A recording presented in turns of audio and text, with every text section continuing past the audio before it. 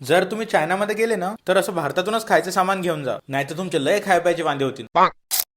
हाँगकाँग मधला आमचा हा पहिलाच दिवस होता आणि रात्री आम्हाला लागली खूप जोराची भूक. मग इथं जवळच आम्ही एका खाऊगल्लीला गेलो आणि बस डायरेक्ट भूकच मेली. म्हणजे माहिती इकडले लोक काही खाऊ शकतात. मग समजा एखादा प्राणी जिवंत आहे, हालचाल करतोय, टाका त्याला मारून. जर तुम्ही व्हेजिटेरियन असाल तर तुम्ही गेलेच, आणि नॉनव्हेज असाल तरी पण तुम्ही इथचं जेवण नाही खाऊ शकत. हा सगळा मंजर पाहून आम्ही पोहोचलो समुद्र किनारी. मग थोडासा टाइमपास करून गेलो आमच्या हॉटेलवर. हाँगकाँग मधल्या दुसऱ्या दिवशी सकाळी लवकर उठून आम्ही निघालो सिटी बघायला. आणि हा इकडला मेट्रो आपल्या मेट्रो सारख्या स्वस्त नाही बरं, लय महाग आहे. म्हणजे 3-4 स्टॉप सोडून जाणं असेल तर 100 ते 150 रुपये जाऊ शकतात. बाकी सिटी खूप पाहण्यासारखी आहे. म्हणजे पार्कच बघा, या लोकांनी एवढं व्यवस्थित ठेवलंय आणि किती सारे कासव आहे त्यामध्ये. हे लोक सगळीकडे एकदम शिस्तीतच राहतात. मग ते ट्रॅफिक रूल फॉलो करणं असो का रस्ता क्रॉस करणं, याला म्हणतात ट्रॅम. याच्यात मी आज पहिल्यांदाच बसलो. जरा स्लो आहे पण मस्त आहे. त्यानंतर परत दुपार झाली आणि आमचे खाय प्यायचे वांदे, आणि आम्ही थेपले घेऊन आलो होतो, त्याला लागली बुरशी. मग जवळच आम्हाला एक इंडियन रेस्टॉरंट सापडलं. त्याचं नाव होतं नमस्ते किचन. आतमध्ये मस्त ओम वगैरे होतं, चांगलं डेकोरेशन केलेलं होतं. तिथं आम्ही दाल राईस खाल्ला आणि तो पडला आम्हाला फक्त 1300 रुपयाचा. म्हणजे पाहून किती महाग आहे इकडे सगळं. आता अजून काय काय बघावं लागणार आहे ते दाखवतो मी तुम्हाला नेक्स्ट ब्लॉग मध्ये. त्यासाठी तेवढं फॉलो करून घ्या.